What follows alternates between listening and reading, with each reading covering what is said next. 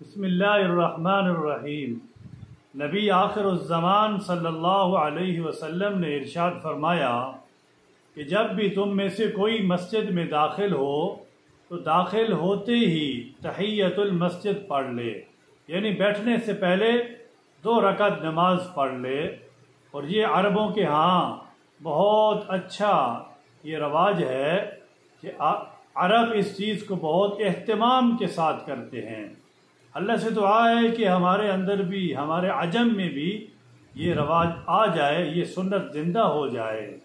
نبی آخر الزمان سرکار دو عالم صلی اللہ علیہ وسلم نے ارشاد فرمایا، حضرت بلال رضی اللہ تعالی عنہ کو خطاب کرتے ہوئے فرمایا کہ اے بلال، کہ جب میں جنت میں داخل ہوا تو میں نے وہاں جنت میں آپ کی آہٹ سنی، یعنی آپ کے قدموں کی آہٹ مجھے سنائی دی، تو میں بڑا ہی حیران ہوا۔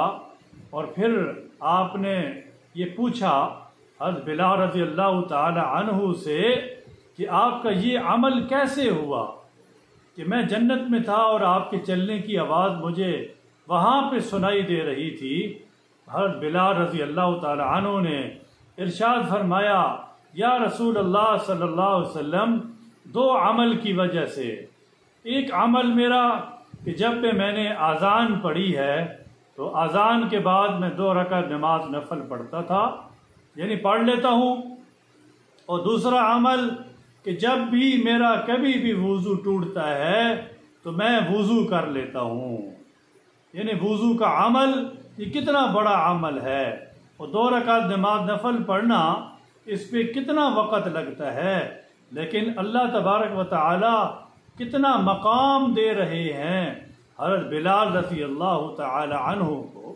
ان دونوں کاموں کی وجہ سے یہ مرتبہ ملا ہے۔ آج ہمارے لیے کیا مشکل ہے کہ آج ہم ان 2 عمل کو پکڑ لیں کہ جیسے ہی مسجد میں داخل ہوں ہم 2 رکعت پڑھیں، اور جیسے ہمارا وضو ٹوٹے اور ہم جو ہے نا وضو کر لیں۔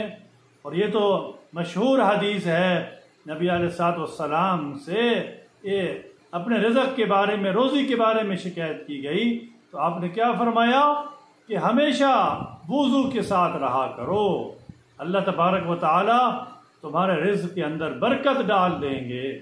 اور واقعی ایسی بات ہے، باوضو رہنا، انسان جب باوضو ہوتا ہے تو اپنے اندر ایک خوشی سی، راحت سی، چین سی اور اس طرح ایک محسوس کرتا ہے، راحت محسوس کرتا ہے۔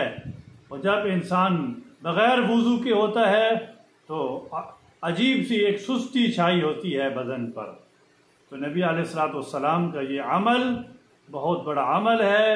اللہ تبارک و تعالی ہمیں ان اعمال پر پابندی کی توفیق عطا فرمائے۔